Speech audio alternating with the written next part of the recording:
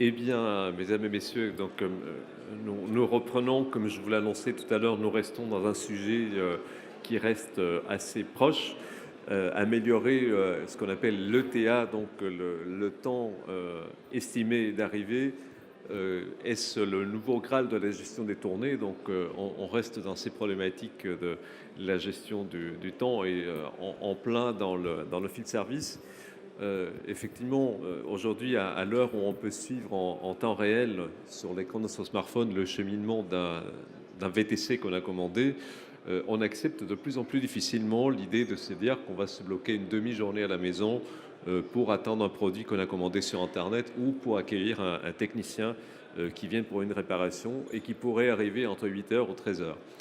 Dans le retail, pour livrer des marchandises, comme dans les métiers de terrain où l'on fait des tournées d'intervention, donner au client final la fourchette de temps la plus étroite possible pour l'arrivée du livreur ou du technicien est devenu non seulement un petit plus qui améliore l'image de l'entreprise, mais aussi une impérieuse nécessité pour rester dans la course face à la concurrence. Cette contrainte est aussi un facteur de productivité et de rentabilité.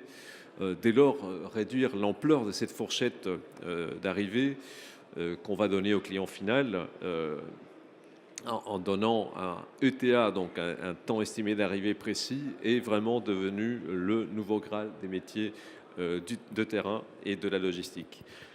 Comment améliorer cette précision de temps face à nombreuses variables auxquelles on doit faire face? On en a parlé brièvement tout à l'heure, Jean de Broissière l'a évoqué. On a la principale contrainte, c'est celle de la circulation, déjà, quand on doit se déplacer en voiture ou par tout autre moyen. Donc, on a les contraintes météo, on a les contraintes de tout type, des interventions qui durent beaucoup plus longtemps que prévu. Donc, comment améliorer ce temps estimé d'arrivée en tenant compte de tout cela? C'est ce que nous allons essayer de voir en compagnie de Jean de Broissière, que vous avez vu déjà, donc dirigeant et fondateur de Praxedo, d'Éric Lanzy, qui est PDG de Géoconcept, et de Luis Santos de Souza, qui est chef de projet SI métier chez Star Service, donc qui est un acteur de ce marché. Donc on aura à la fois le monde d'emploi et le témoignage d'un utilisateur de ces outils. Alors, je vous rejoins, c'est plus convivial ici pour attaquer la première question. Donc, effectivement, en matière de temps de livraison, en quelques années, on est passé de quelque chose de très vague. On vous annonçait mardi après-midi ou mercredi matin, comme on disait, il va peut-être pleuvoir la semaine prochaine. Donc, c'était très vaste et très large. Puis, on est passé à entre 9 heures et 13 heures, donc ou entre 8 heures et 13 heures, c'était déjà mieux, mais enfin, ça fait quand même une demi-journée de perdu quand on doit rester à la maison. Puis on s'est dit entre 9 heures et 11 heures, bon, qui n'était pas toujours tenu d'ailleurs, et on est aujourd'hui, pour les meilleurs, dans des créneaux plus étroits, comme on le disait tout à l'heure, 20-30 minutes, mais souvent soumis à de nombreux ajustements. Quelle est la part dans cette progression des progrès technologiques? Et ça, on va en parler. Il y a la traçabilité GPS, les outils de gestion de tournée, dont l'intelligence artificielle, on va en parler aussi. Quelle est la part donc, du progrès technique et dans cette amélioration des tournées? Est-ce que tout est dû à la technologie, Éric Lanzy? D'abord, un petit mot sur GeoConcept, juste qu'on repositionne. Allô, allô, oui. GeoConcept, voilà. C'est donc un éditeur de logiciels, principalement SaaS maintenant, où on fait de l'optimisation de tournée et de l'optimisation d'agenda avec deux produits. Et on adresse, on va le voir, les commerciaux, les techniciens et les livreurs. Alors, en fait, on parle de deux notions différentes entre l'ETA et le créneau. Effectivement, le créneau, c'est ce qu'on donne au client, mettons que quand il est dans le magasin et qu'on va lui dire on va vous livrer votre lit tel jour, entre telle heure et telle heure. Et le TA, c'est plutôt ce qu'on va lui donner, une heure plutôt précise d'ailleurs, en fait, le jour J, ou quand on va arriver chez lui avec le lit en question, en fait. Et les techniques sont différentes dans les deux cas. Pour le créneau, nous, ce qu'on fait, on le fait depuis 2003, en fait, depuis le tout début. c'est que les tournées sont déjà créées au moment où on donne un créneau au client. C'est-à-dire qu'en fait, au moment où on lui dit on passera tel jour à telle heure, enfin on passera tel jour entre telle heure et telle heure, donc qui est effectivement un choix marketing du client. Hein. Si on veut une fourchette d'1 heure, de 2 heures, une fourchette d'une journée, ça arrive encore, hein, qu'il y ait des fourchettes assez larges. Mais c'est un choix de société. Nous, on va calculer effectivement tous les itinéraires de toutes les livraisons qu'on a à ce moment-là, et on va trouver une tournée qui est faisable. Et donc, du coup, comme elle est faisable, on sait qu'on a déjà une solution pour pouvoir livrer à temps, en temps et en heure, le client dans le créneau de 2 heures. Pour le TA, donc là, on est sur quelque chose d'un peu plus compliqué, puisque dans toutes les tournées, il y a 2 ingrédients qui sont variables. Hein. C'est le temps de travail. Ben, si vous devez réparer une chaudière, ben, ça peut prendre 5 minutes, comme ça peut prendre une demi-heure. Enfin, comme ça peut prendre une journée. Bon, bref, je pense qu'il y a des variations un peu moindres, c'est les exceptions. Et qui, là, pour le coup, est quelque chose qui va dépendre du travail de l'entreprise. Hein. Donc, la livraison, c'est un peu plus... Les fourchettes sont beaucoup moins larges. Mais d'autres professions ont des fourchettes plus larges. Ça, on va en parler, c'est probablement avec de l'intelligence artificielle qu'on peut améliorer un petit peu la prédiction de ça en fonction du technicien, s'il est bon, il est moins bon, il est junior, il est senior. C'est une chaudière, on sait que cette chaudière-là, elle est compliquée à réparer, etc. Et puis, il y a le trafic. Et là encore, il y a 2 notions assez différentes qui sont le trafic qu'on peut prévoir 2 ou 3 jours ou 2 ou 3 semaines avant la livraison, où on est obligé de prendre du trafic historique, et le trafic temps réel, le jour J, quand on va dire au client on va arriver dans 20 minutes, qui lui est quelque chose qui se consomme très très frais en fait. Au bout d'un quart d'heure, 20 minutes, il est plus vraiment frais et plus consommable. Et donc il ne peut s'utiliser que le jour J, voire dans l'heure H. Alors, est-ce que la précision de la prévision d'arrivée est une valeur directement monétisable? Autrement dit, est-ce qu'on peut faire payer plus cher, que ce soit à l'enseigne ou au client final, une livraison plus précise? Luis Santos de Souza, et on va peut-être rappeler Star Service, donc vous êtes un acteur important du secteur. Si vous faites livrer vos courses à domicile, parfois ce sera parfois un véhicule de Star Service. Est-ce qu'on peut faire payer plus cher une livraison précise? Alors, est-ce qu'on peut... Je pense qu'il y a le micro bleu qui n'est pas activé. Ou alors prenez le rouge, voilà. Allez-y, parlez près de... Oui. Voilà, ça marche. Bonjour, donc Luis de Souza, donc chef de projet système d'information chez Star Service, qui est depuis 30 ans donc un acteur de la livraison du dernier kilomètre. Donc on travaille essentiellement sur des activités qui sont le retail, la santé, la pièce détachée automobile et le gourmet, donc pour lesquels on adresse différents types de prestations, et qui, dans ces différents types de prestations, il y a un point qui est crucial, c'est le délai d'arrivée chez le client.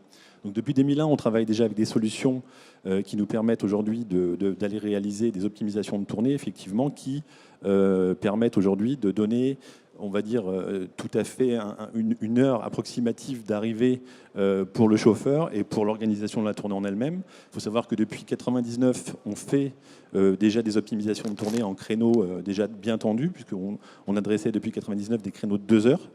Et qui aujourd'hui ont évolué sur effectivement une arrivée à une heure prévisionnelle de livraison, une ETA, qui elle est recalculée effectivement le jour même. La problématique de l'optimisation de tournée aujourd'hui, c'est surtout d'avoir, on va dire, un délai qui soit le plus fiable possible.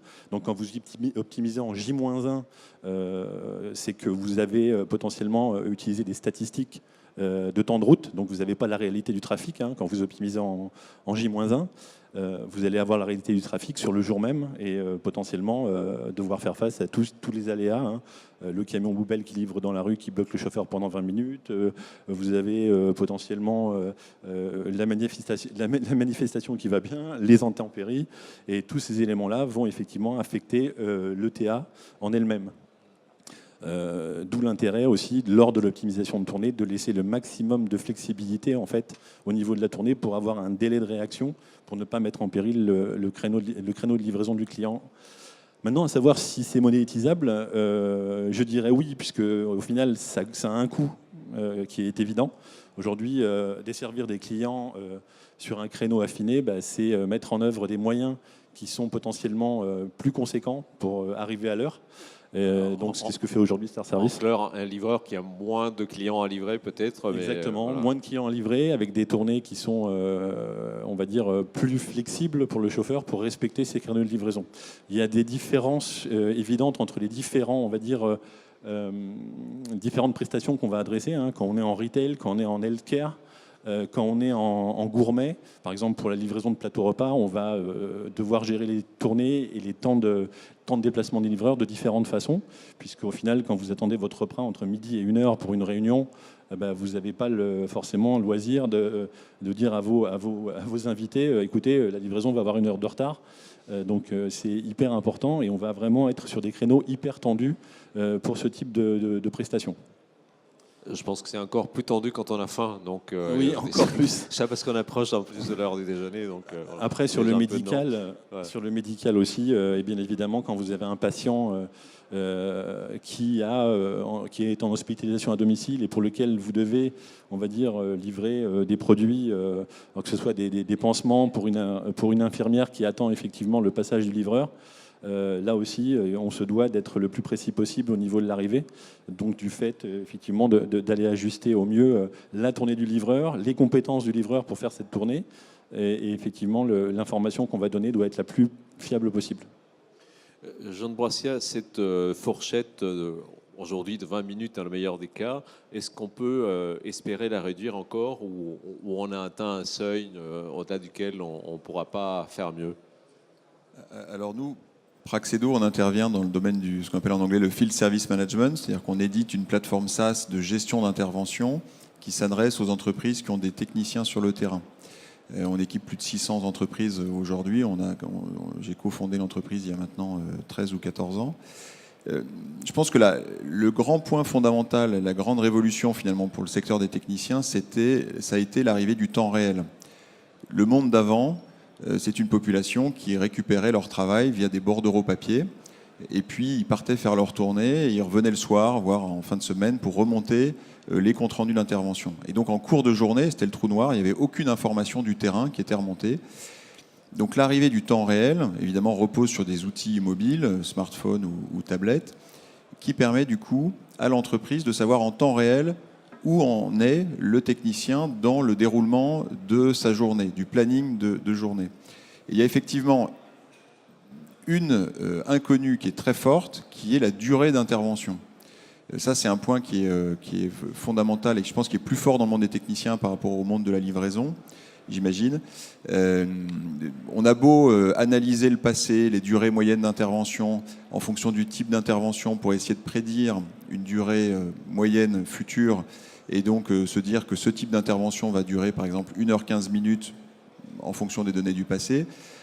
On a tous les jours évidemment des durées d'intervention qui vont être différentes parce que le client sera absent, il a oublié l'intervention, cas typique, donc l'intervention dure 1 minute, ou au contraire on se retrouve, comme tu disais Eric, sur des interventions très longues avec beaucoup plus complexes que ce qui était anticipé. Et donc ça veut dire que potentiellement tout le planning de la journée est cassé. Parce qu'il faut comprendre que très souvent dans le monde des techniciens d'intervention, vous avez des contrats avec des garanties de temps de rétablissement, des SLA en anglais, où le technicien doit intervenir sur des créneaux précis avec potentiellement des pénalités si ces créneaux ne sont pas respectés. Et du coup, si l'intervention précédente dure plus longtemps, du coup les interventions suivantes vont être plantées, donc les SLA ne seront pas réalisés. Ou au contraire, si ça dure moins de temps, l'intervention précédente, ça libère du temps au technicien qui va lui permettre du coup potentiellement, qui lui permettrait en tout cas de réaliser d'autres interventions et d'avoir un temps de travail plus productif. Voilà, donc ce constat pour nous nécessite la mise en place d'algorithmes qui soient réellement temps réel. La possibilité en cours de journée, alors évidemment en amont de planifier le mieux possible les plannings des tournées et puis le jour J de pouvoir rejouer, replanifier, modifier si possible via des algorithmes et éventuellement par l'homme, si c'est nécessaire à la fin, les plannings de tournée pour les rendre, les adapter au contexte particulier de la journée. Et dernier point, c'est que ça doit être lié a la possibilité d'informer le client en temps réel du bon déroulement de son intervention. Donc le client, c'est soit du B2B, soit du B2C, mais par exemple, quand c'est du B2C, les cas d'usage que l'on met en place, c'est la possibilité de mettre en place un scénario qui va envoyer un mail, voire un SMS au client final pour lui dire « le technicien est en route, il arrive dans 18 minutes chez vous » et que ce 18 minutes s'appuie sur les données temps réel du trafic, par exemple. Et du coup, vous vous assurez déjà, que le client est satisfait parce qu'il est informé de l'heure exacte d'arrivée, et puis surtout, vous vous assurez aussi qu'il soit bien présent, qu'il n'ait pas oublié l'intervention. Alors justement, vous évoquez le client, la nouveauté quelque part, c'est que le client final est informé un petit peu en temps réel s'il y a un changement. Parfois, moi ça m'est arrivé d'avoir des gens qui arrivent à l'avance, donc je serai là dans 10 minutes au lieu de dans une demi-heure. Est-ce que dans l'autre sens, selon l'adage que la faute avouée est à moitié pardonnée, est-ce qu'à partir du moment où on prend du retard et on prévient, ça passe mieux auprès des clients Lise Souza, comment... Oui, ça passe vous mesurez mieux. un petit peu ça, la satisfaction. Alors, on mesure, sur cette base-là. mais surtout pour préciser ce qui a été dit par Jean de Broisa il y a quelques minutes, aujourd'hui, c'est vrai que la donnée en elle-même d'informations qu'on doit donner aux clients, il y a énormément de paramètres dedans. C'est-à-dire que même pour une livraison, aujourd'hui, nous, on va jusqu'à calculer effectivement le temps de traitement de la livraison. Et le temps de traitement de la livraison, c'est combien de temps on va mettre un livreur pour livrer 6 bacs avec 80 kg de course au 6e étage. C'est très variable en fonction du livreur, c'est très variable en fonction... ascenseur, pas ascenseur. Ascenseur, pas ascenseur. Donc tous ces paramètres-là sont à prendre en compte. Je vous dirais aujourd'hui, je ne vais pas dénigrer du tout Uber, mais aujourd'hui c'est facile de dire à quelle heure va arriver un taxi quand vous en avez commandé un.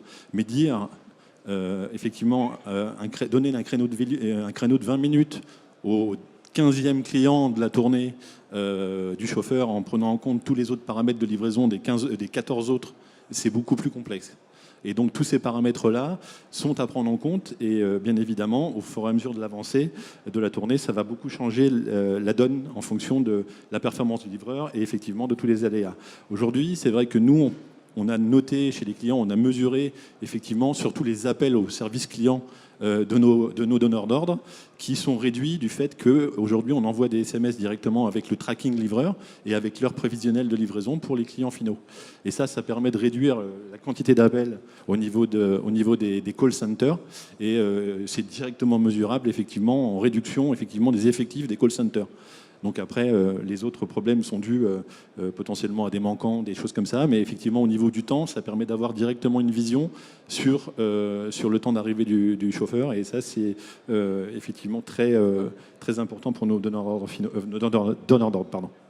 Alors, j'ai fait exprès dans mon introduction de parler des Uber qu'on pouvait suivre sur son écran. J'ai su que ça allait vous faire réagir. Mais effectivement, c'est pas le même cas de figure parce que c'est pas un trajet unique, c'est une tournée. Donc c'est un peu plus compliqué. Éric Lonzi, justement, quels sont les outils et les technologies qui permettent d'améliorer concrètement vous avez commencé à esquisser tout à l'heure la réponse, mais si on va plus précisément dans le détail. Eh bien, effectivement, vous parliez de suivi, c'est des choses qui sont demandées, qui sont proposées. Donc nous, on propose effectivement, depuis quelque temps déjà, l'envoi, bien évidemment, de SMS pour prévenir de quand est-ce qu'on va arriver, mais aussi le suivi du livreur. Donc ça permet de faire comme du Uber, mais effectivement plutôt pour la dernière livraison, celle qui va arriver chez le client lui-même en fait. Enfin, d'ailleurs, ça ne lui sert à rien de savoir qu'est-ce qui se passe avant, etc. Voire c'est même peut-être indiscret. Donc ça, effectivement, ça permet de rassurer les clients. Si on est, comme on l'a dit, effectivement, c'est très difficile sur une journée complète de maintenir quelque chose de très précis.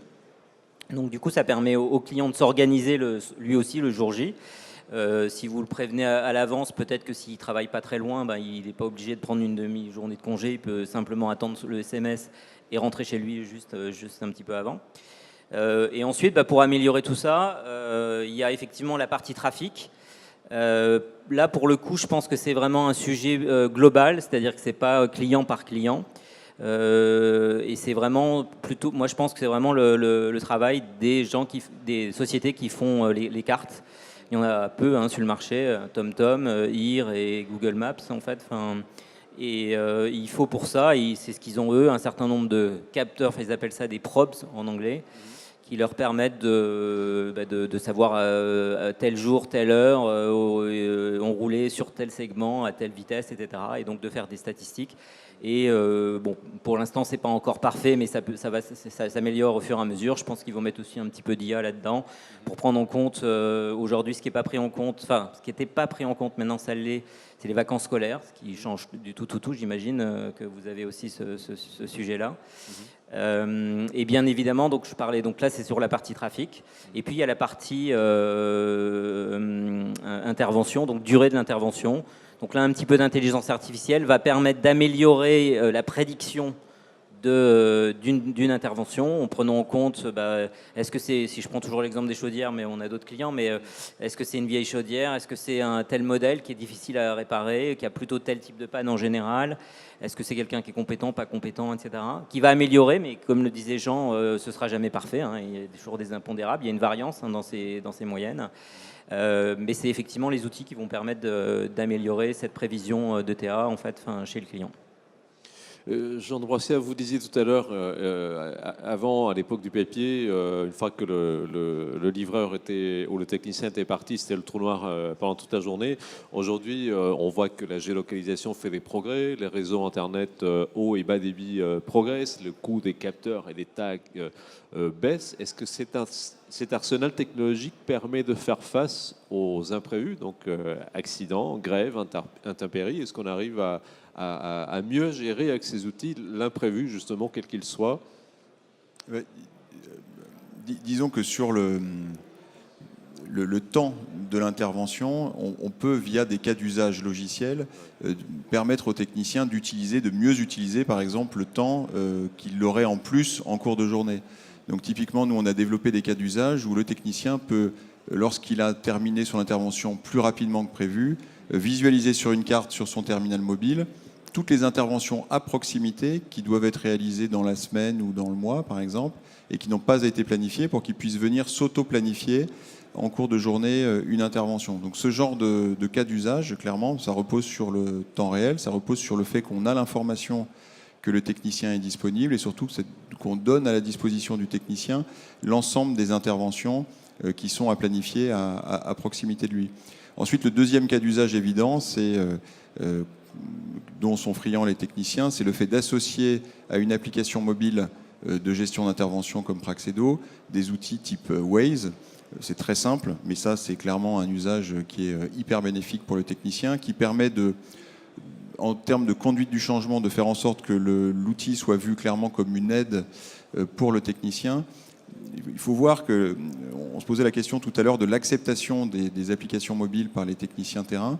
Je pense qu'elle est bonne à partir du moment, elle est même excellente à partir du moment où l'état d'esprit est vraiment de voir ces outils numériques comme des vrais outils pour aider le technicien dans la réalisation de ses interventions. Et un technicien sera toujours heureux de passer moins de temps improductif dans sa voiture et plus de temps productif chez le client. Je crois que lui faire des allers-retours pour aller récupérer des pièces détachées qui étaient nécessaires à l'intervention, qui n'étaient pas prévues, par exemple, c'est ce genre de choses qu'il faut éviter. Et on a des outils aujourd'hui qui permettent de le faire.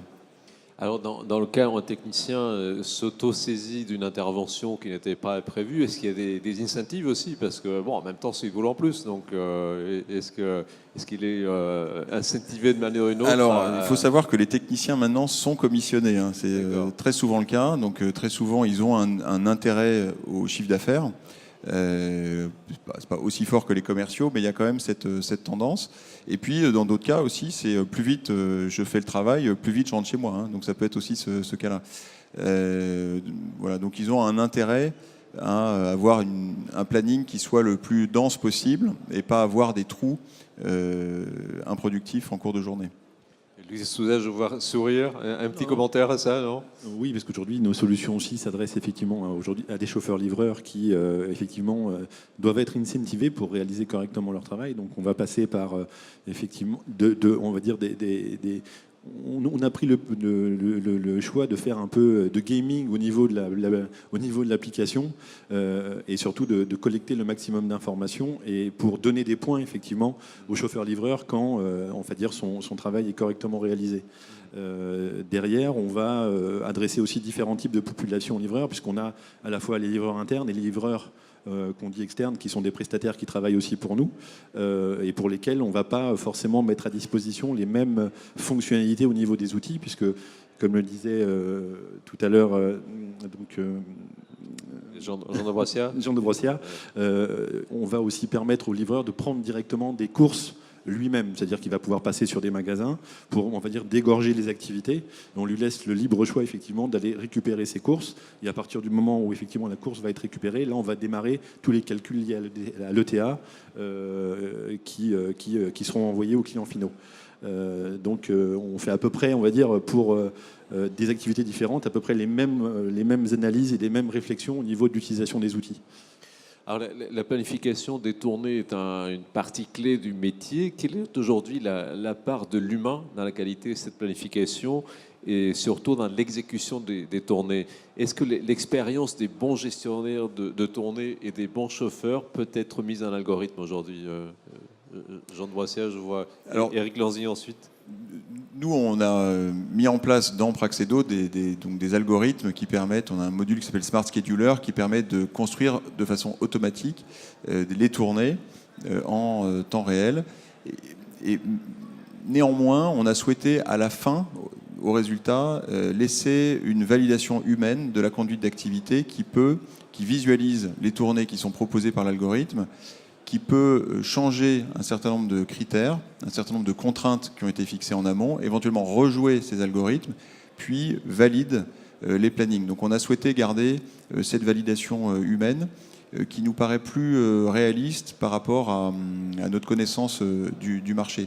Alors, il faut savoir aussi que par rapport à la question sur la qualité du planificateur, il y a de plus en plus, on va d'un monde où très souvent la planification était décentralisée en agence avec des experts qui connaissent parfaitement la géographie. Donc dans ces cas-là, effectivement, il y a fort à parier que le résultat qui sera proposé par l'expert sera excellent. En revanche, le problème, c'est le jour où cet expert est en congé, qu'il y a quelqu'un d'intérimaire éventuellement qui le remplace, ou le jour où, ce qu'on voit de plus en plus, les conduites d'activité sont centralisées en France sur un centre et non plus sur des agences décentralisées, les utilisateurs, donc les dispatchers, ne connaissent plus la géographie, donc ne connaissent plus ces contraintes, ne connaissent plus les clients finaux. Et puis il y a aussi le turnover classique dans les entreprises, on est quand même sur un marché de l'emploi qui est sans doute plus fluide qu'il l'était. Et du coup, on a besoin d'outils numériques pour assister les dispatchers et typiquement leur donner des informations sur ces contraintes géographiques dont eux n'ont plus connaissance. Alors moi, je vais aller un petit peu à l'encontre de ce qui a été dit, en fait. Sur la partie algorithme, comme ça fait plus d'une quinzaine d'années qu'on le fait, un petit peu comme les calculettes calculent mieux en fait que les humains aujourd'hui, on arrive à faire effectivement des meilleures tournées que ce que fait l'humain.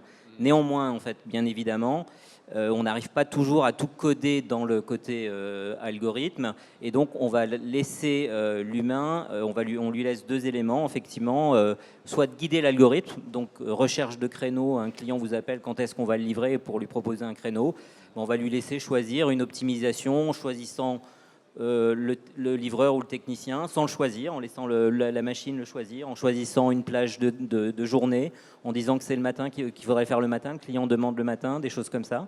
Donc on va l'aider dans le choix, mais on va laisser quand même aussi l'algorithme trouver des solutions. Et puis bien évidemment, il y a toutes les exceptions. Et là, pour le coup, l'humain est super important parce que si vous avez, malheureusement ça arrive, des interventions où la durée par exemple n'est pas remplie, où l'adresse n'est pas remplie, où elle n'est pas remplie correctement, eh bien là l'humain lui va dire c'est le carrefour au coin au centre-ville ou un truc ou quelque chose comme ça, alors que la machine elle va dire non l'adresse est mal remplie, elle est mal remplie, ou la durée d'intervention je sais pas. Et bon, alors que l'humain va dire c'est une maintenance, c'est fait par Polo, donc du coup ça va durer une demi-heure en fait, ce genre de choses. Donc il y a deux aspects. Il y a un aspect algorithmique sur lequel l'humain n'est plus capable. D'ailleurs, nous, on propose souvent aux clients qui ne sont pas équipés de faire un test avant-après. Donc on dit, bah voilà, montrez-nous ce que vous avez fait hier, avant-hier ou dans la semaine. On le met dans l'outil. Souvent, alors c'est la version des manifestants, on arrive à montrer 40% de gain de productivité. Alors, version des manifestants. Nos clients, une fois qu'ils installent, qu'ils prennent en compte toutes leurs contraintes, ils gagnent entre 20 et 25% de productivité en fait. Donc c'est quelque chose que l'humain n'arrive pas à faire. Bien évidemment, on ne peut pas se passer de l'humain. Il y a toutes les exceptions, effectivement, les intempéries, les grèves, plein de choses qui peuvent arriver. Et là, on a besoin de l'humain. Justement, donc on laisse en cas d'imprévu, on laisse plutôt l'humain prendre la main. Oui, moi c'est ce que je dis effectivement. En cas d'imprévu, c'est l'humain effectivement. Ouais. Éventuellement assisté, hein, comme... Louise de Souza. Oui, aujourd'hui, je pense que, chez nous, du moins, on va évaluer, on va dire, à 80-20, en fait, la part d'utilisation à 80% d'un outil d'optimisation de tournée et à 20% la part, on va dire, de retraitement ou de validation humaine. C'est ce qu'on fait déjà depuis de nombreuses années. Et en fait, il n'y a pas forcément que l'optimisation, aussi l'attribution de la tournée, la relation avec les équipes exploitantes qui fait qu'effectivement, cette tournée va être réussie. Donc, bien évidemment, l'humain est ultra important chez nous. Bien évidemment, le fait, effectivement, de devoir gérer, on va dire la compétence du dispatcher dans un outil va nous permettre effectivement de pouvoir gérer les imprévus comme les absences. Mais aujourd'hui, c'est primordial d'avoir effectivement cette touche humaine jusqu'à la livraison à domicile, parce qu'aujourd'hui, contraindre un livreur, on va dire en lui disant c'est cette tournée-là qu'il faut respecter absolument, bah, c'est aller à l'échec sur la tournée, surtout dans des villes comme Paris, puisque de toute façon, on sait que la tournée en elle-même sera forcément modifiée à un moment donné par le livreur. Et on va lui laisser la liberté de le faire, mais on va recalculer par contre tous les temps de livraison qui découleront ensuite pour le client final. Avec le volume que vous avez, rappelons quelques chiffres, 50 millions de colis par an, dont 3 millions pour le retail alimentaire. 3 millions de livraisons, donc plus de colis, mais 3 millions de livraisons pour le retail, 3 millions de livraisons. 50 millions de colis par an voilà. pour l'intégrité Star Service. Quel taux de réussite vous atteignez aujourd'hui par rapport à ce qui a été annoncé au client final? Alors, aujourd'hui, on va dire qu'on va parler de deux choses. On va parler du respect du créneau horaire pour lequel on va atteindre des taux de plus de 95% de réussite sur le créneau horaire de 2 heures, 3 heures. Et après, on va parler du taux de réussite, effectivement, de l'ETA. Ce qui est des choses un peu différentes. Aujourd'hui, on estime, on va dire, entre 60 et 70%, effectivement, le respect de l'ETA annoncé au client. Mais après, comment dire que l'ETA est juste, puisqu'en fait, on va le recalculer potentiellement 4-5 fois dans la tournée, voire plus. Alors, est-ce que c'est le premier qu'on va prendre en compte? Le troisième, à partir de quand le client va voir son heure prévisionnelle? Parce qu'en fait, il va en prendre connaissance au début de sa tournée, ou est-ce qu'il va en prendre connaissance 20 minutes avant que le chauffeur arrive? Donc nous, on va effectivement... et différentes solutions aussi, puisqu'on va pousser aussi l'information au client, alors potentiellement une demi-heure avant le début du créneau, ou la veille, en fonction des besoins de chacun de nos donneurs d'ordre.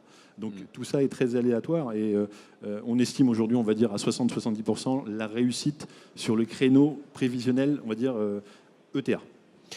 En termes contractuels avec vos clients, est-ce qu'il y a des engagements et des pénalités donc, sur la question justement de ce respect des horaires?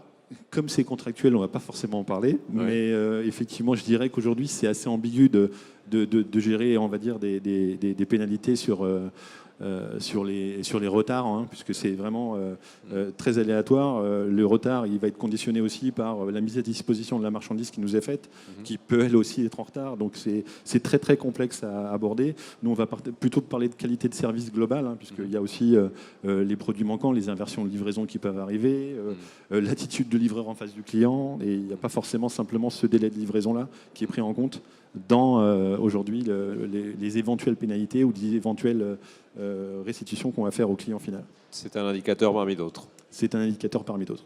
Jean de Broissia. Dans le secteur de la gestion d'intervention des techniciens, il y a une tendance très forte, c'est la tendance à la sous-traitance, à l'externalisation. Et donc très souvent, les compagnies, les entreprises qui interviennent pour gérer les interventions interviennent pour des donneurs d'ordre. Et donc effectivement, c'est systématique. Dans cette relation donneur d'ordre sous-traitant, il y a des contrats avec des SLA, avec pénalité, et besoin, surtout, qui dit pénalité, dit aussi besoin de pouvoir tracer la réalité du terrain, savoir exactement à quelle heure le technicien est arrivé chez le client, à quelle heure il a commencé son intervention, à quelle heure il a réparé réellement l'intervention. Et du coup, il y a une pression très forte parce que c'est des pénalités qui peuvent avoir des conséquences financières très très lourdes pour les compagnies, les entreprises de sous-traitance qui jouent là-dessus en fait. Donc c'est un point qui est très regardé. Éric Alors, Lanzy. ouais, effectivement, j'ai cette expérience-là chez des sous-traitants dans les télécoms, effectivement, et ils ont effectivement des pénalités fortes s'il y a un problème. Alors, c'est pas forcément un retard, c'est si le client est pas content. Enfin, du moins, c'est un retard.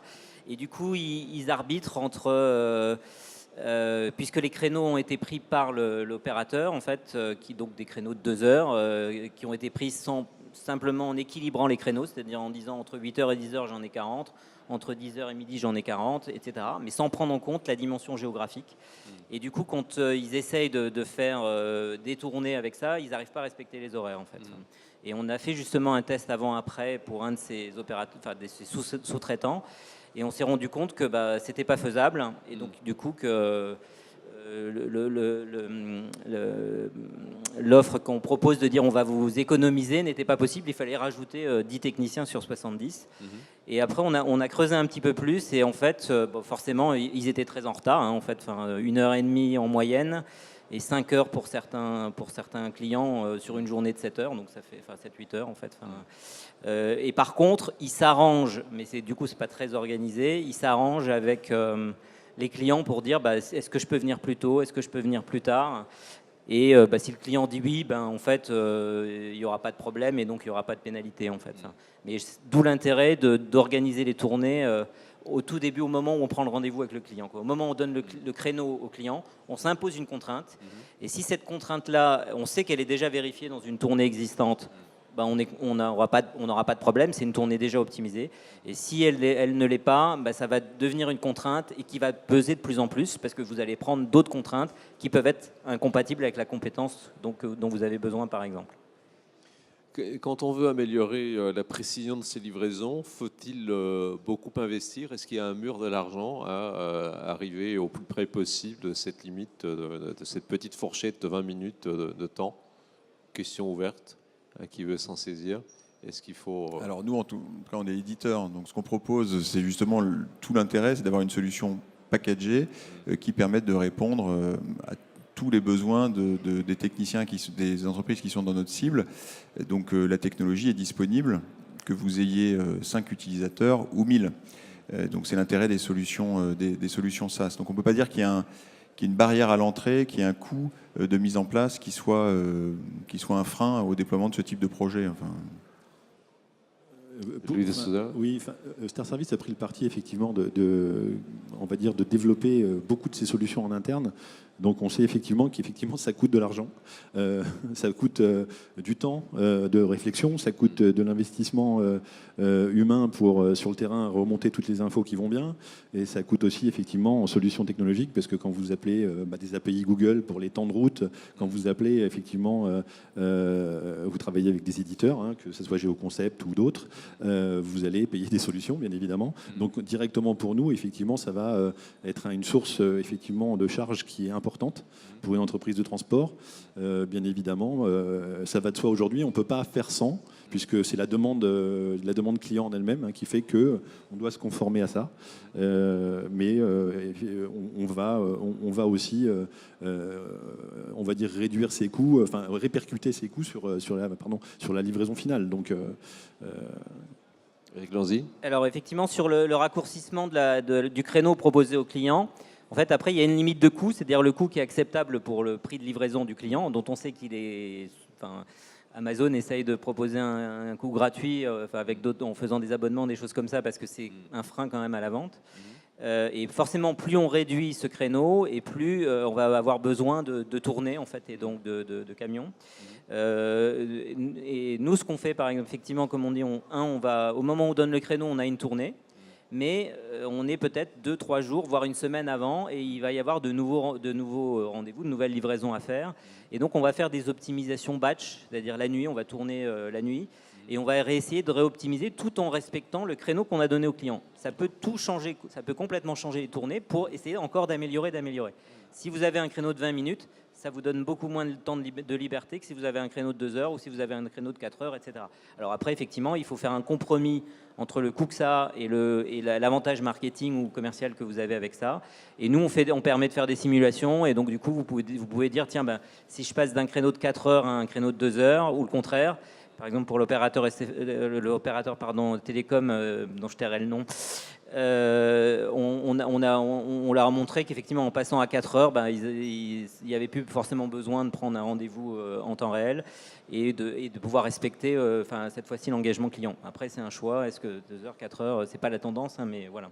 En tout cas, on est capable de dire combien ça va coûter en plus, de réduire le créneau, parce que ça coûtera forcément en plus.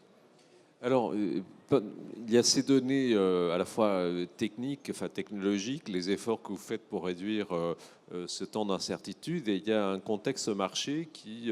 vous avez parlé d'Amazon tout à l'heure. Hein. Est-ce que le fait qu'Amazon, aujourd'hui, qui a une position de plus en plus, enfin une volonté hégémonique dans le commerce de tout type, un peu tout, leur deuxième passage sans frais qui propose à leurs clients Amazon Prime, ou la livraison à domicile dans la maison, c'est-à-dire que même si vous n'êtes pas là avec un système de caméra et des verrouillages de la serrure, est-ce que ça ne risque pas de réduire un petit peu aux efforts à néant si ce type d'approche se généralise, c'est-à-dire un deuxième passage gratuit qui a évidemment son coût, parce que du coup, tout le monde est plus à l'aise, on va dire. Le client final qui se dit ah, ben, j'ai un imprévu, il faut que je parte, donc je n'attendrai pas le livreur, sachant qu'il a un deuxième passage gratuit, tranquille.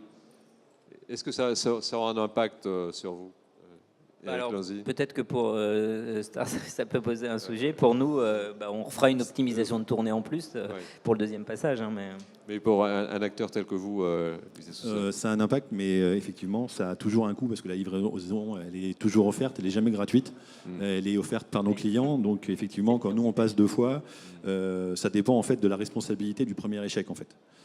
On va dire clairement que si effectivement c'est le client qui n'est pas là, nous on va pas supporter effectivement la charge du deuxième passage, on va l'appliquer au client, au donneur d'ordre. Donc c'est vraiment non, il n'y a pas forcément aujourd'hui nous ça nous fait plus de travail en fait. C'est plus souvent. D'accord. Alors à ça s'ajoute une autre donnée de contexte. On voit que ces services génèrent de plus en plus de trafic. Les villes, de plus en plus, dans une préoccupation d'optimisation du trafic, de réduction de la pollution et d'amélioration de la qualité de vie, notamment dans les hypercentres, commencent à regarder de beaucoup plus près et se posent la question peut-être de réglementer un peu plus, de manière un peu plus contraignante, justement, cette pratique de livraison qui aujourd'hui est totalement libre. Est-ce que c'est un facteur, c'est un risque que vous regardez les uns les autres, Louis?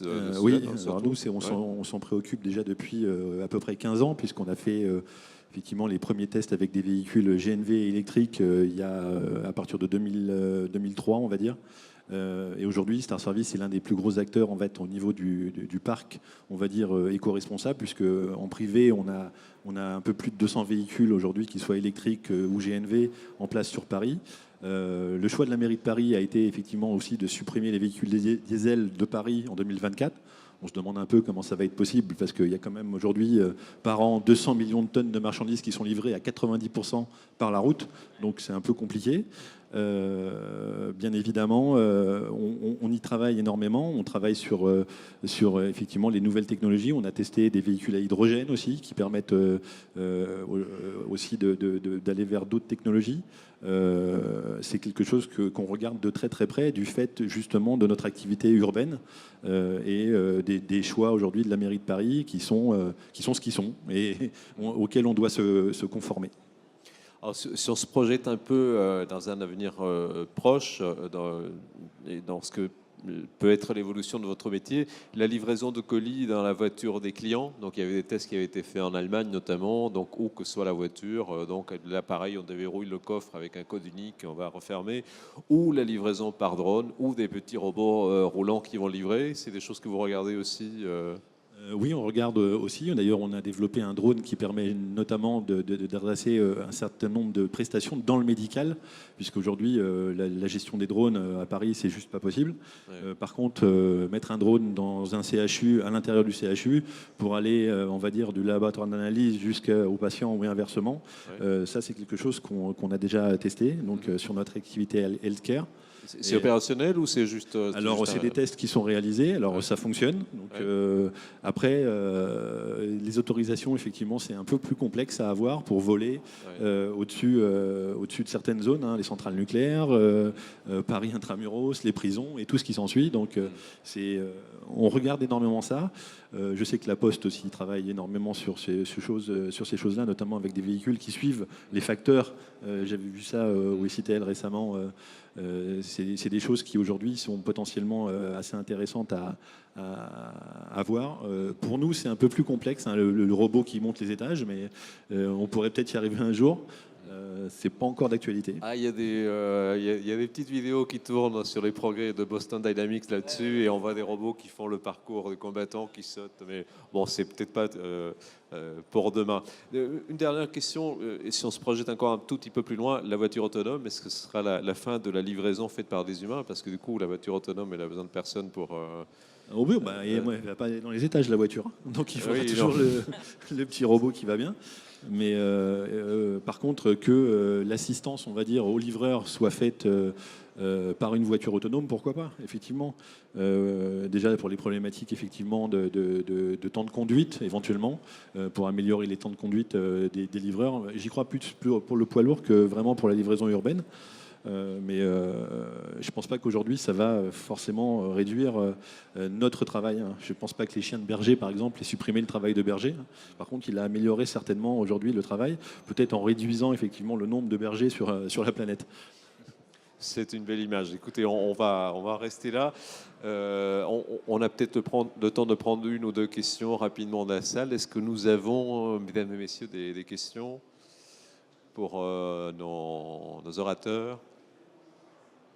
Non, si nous n'avons pas de questions, vous pouvez toujours les leur poser en sortant du plateau ou sur le stand pour ceux qui sont présents. En tout cas, merci beaucoup de votre présence, de votre attention, et merci beaucoup, messieurs, de votre participation. Merci.